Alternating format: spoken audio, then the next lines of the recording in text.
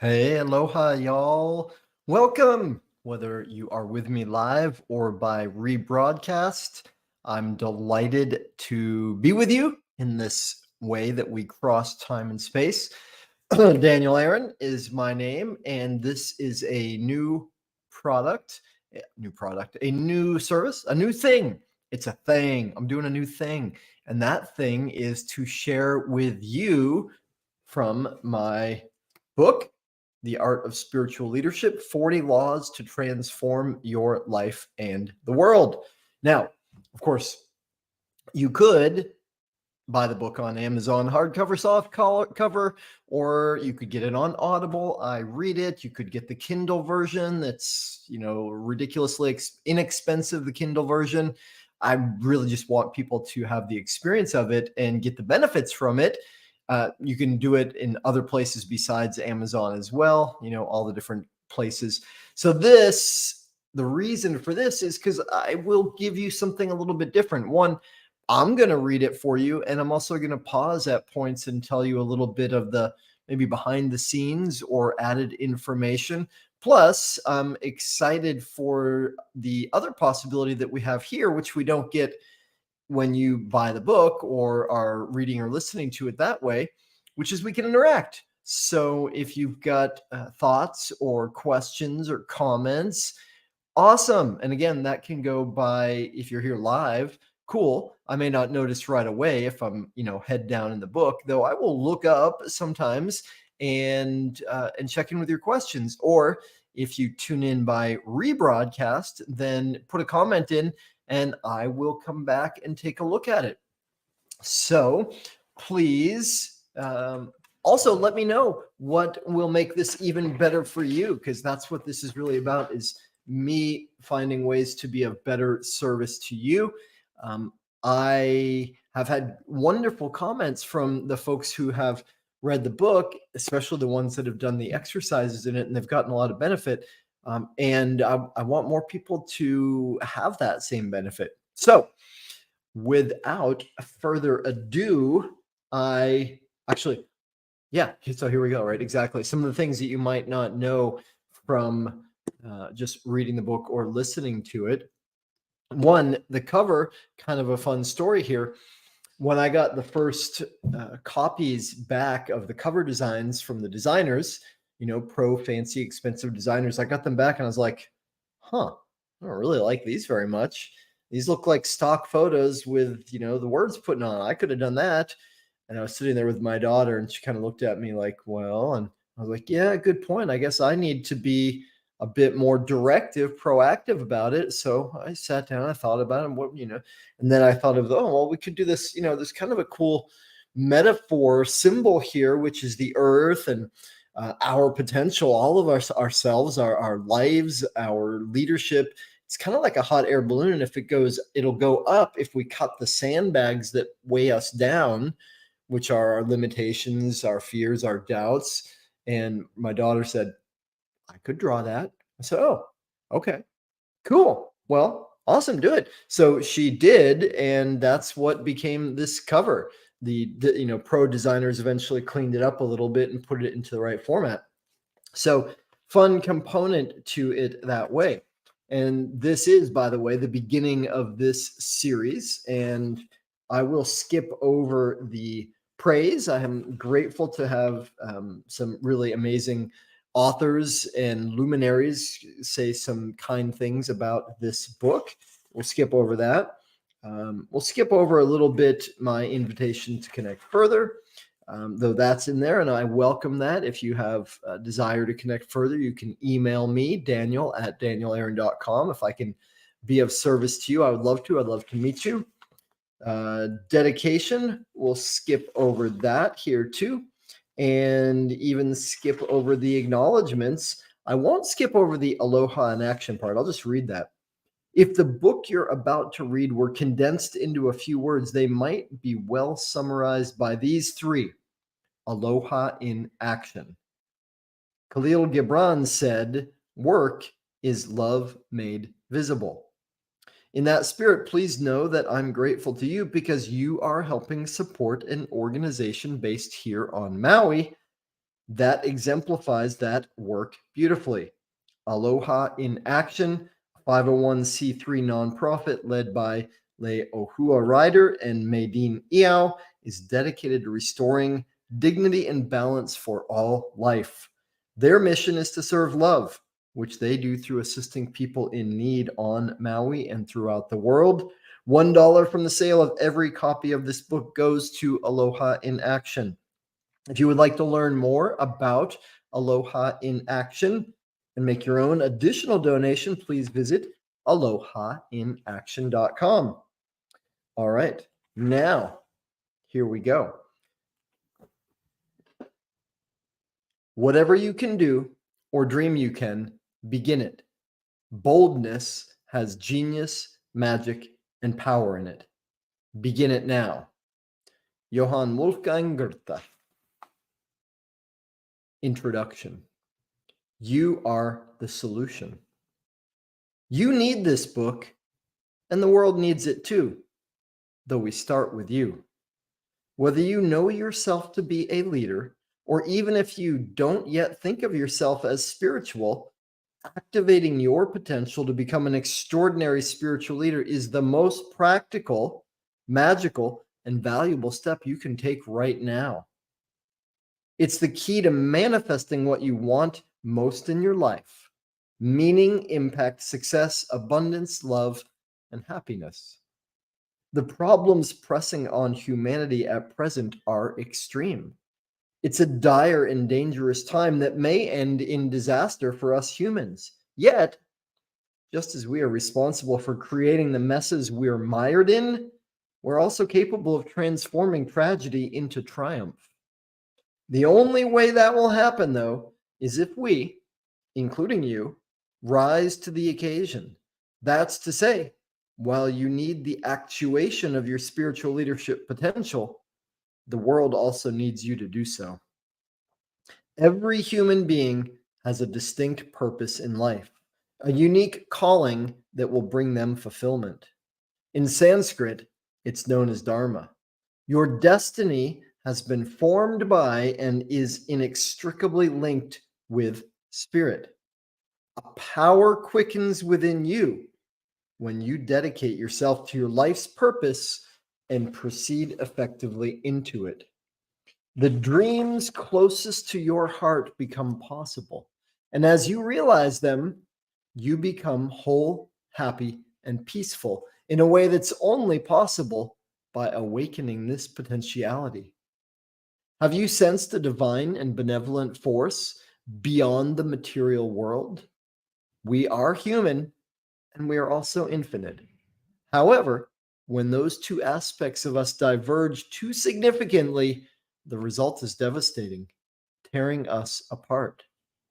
When the finite and infinite come together into a unified whole, though, the enlivening effect, the upliftment inherent in that union are as astonishing as they are liberating. Have you tried to help or guide people you care about, wanting them to suffer less, only to find that they reject your well-meaning overtures? Do you sense that you have a higher calling, yet don't know the path to realizing it? Are you simultaneously motivated to teach, lead, and inspire, though part of you feels unworthy, like an imposter? Are you afraid that you'll be disregarded, disliked, or even ridiculed just for trying? While my life's awakenings have compelled me to share those experiences with others, my fear of rejection has sometimes cornered me into doubt and vacillation. Should I say something? How do I share so people want to listen? What gives me the right? Why would anyone heed me when my own life is so far from perfect? I wished I'd known how to reach people, that some guarantee existed to ensure that my offerings would be welcome. You'll learn that your past pains, mistakes, and misfortunes are all the material you need to reach, teach, and uplift others. There is a luscious liberation in store for you as you find that your failures, far from disqualifying you from guiding others, are fodder for your leadership potential. The scars become your certification. the congruency that enables you to overcome that crippling imposter syndrome. As you read the stories that illustrate the 40 spiritual leadership axioms, you will automatically and effortlessly begin to embody them. The rubber meets the road, though, when you take those lessons out for a test drive. What joy and freedom you'll experience in obliterating your limiting beliefs and transcending your old stories.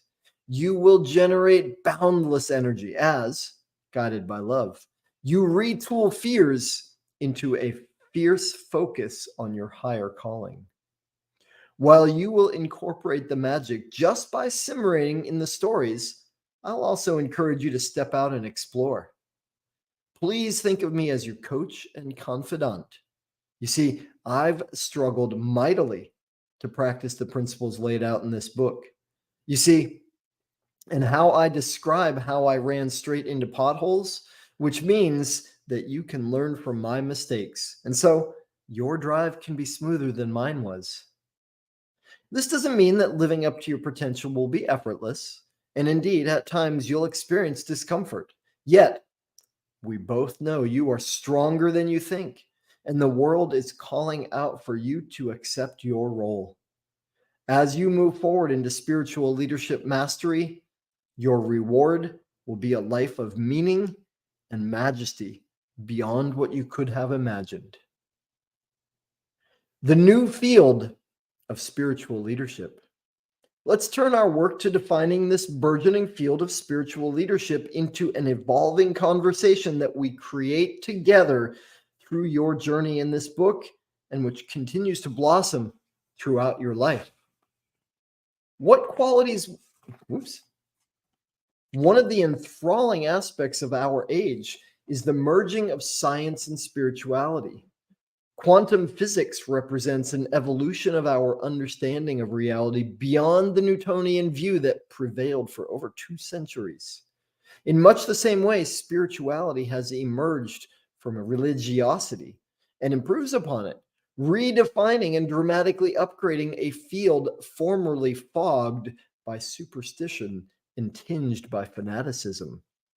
While there is still infinite mystery to the world, we are now speeding into an era in which evidential understanding allows us to improve upon the efficacy of spiritual practices that have been around for millennia.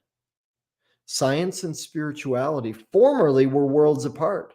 Now, however, through exponential progress in quantum mechanics, epigenetics, neuroscience, and behavioral sciences, we've matured into a much richer rational understanding of spirituality. One could even say that evidence is the modern language of mysticism, a realm that was once considered inaccessible to research-based inquiry. The materialistic orientation is losing its hold on people as we are increasingly able to realize that there's more to reality than meets the eye. These advances on the scientific side explain much of what we have learned about spiritual practices, and they are empowering people to derive physical benefits from spiritual technologies. Once a phenomena considered miraculous, spontaneous remissions are now more common and explainable, and they are becoming increasingly methodological via spiritual technologies. What used to be the exclusive domain of yogis, mystics, and saints is becoming accessible to anyone. Caves, crystals, and mala beads are being replaced with seminars, meditation apps, and labs. Secularizing the spiritual and making its methods and benefits widely available has a strong positive impact on society and countless individuals. What it points to for improved health, well-being, and success for you, me, and the people we care about and serve is thrilling. And yet, there is more, much more. All right, y'all, I think we will pause for our first edition there. The next part is new leaders, new dreams. And I'll say one thing before I wrap up for today. I noticed in that last section, I wrote this book about 2 years ago. In that last section, I used the phrase spiritual technology. And I've been using the word technology for a long time. Recently, though, it occurred to me, am I using that word correctly? So I actually looked it up. And one of the things I found is technology is defined as the application of scientific principles for practical results. So now, as my understanding has evolved, I don't say spiritual technology anymore. Doesn't matter if it's spiritual. I just say technology. We have such an exciting time because we have the technology. When I was a kid, there was a TV show called The $6 Million Man. Yeah, 6 million. That was a lot of money then. $6 Million Man. And part of the story was this guy had been broken apart and physically destructed. And the line in the preview part of the show, the preview song was, "We have the technology to rebuild him." Well, we now have the technology to build ourselves, to build our lives, to create what we want. And again, technology, the application of scientific principles for practical results. We have the technology to build in ways that we never did before. On that note, depending on when you're watching this, I have a no-cost offering for you coming up on the 21st at noon Pacific time. In the comments, I'll put a link to that. It's a 2-hour deep dive training into how to build your supreme self manifesto, and how to activate it and live it on a daily basis. This is, as far as I'm concerned, the ultimate technology for self and life creation. Y'all, that does it for today, for our very first episode in this series of reading from my book, The Art of Spiritual Leadership, 40 Laws to Transform Your Life and the World. Again, Daniel Aaron here. Thanks for tuning in. Would love any comments from you, how I can serve you better. If you got questions, thoughts, please put them in the comments and I will respond. See you later. Aloha.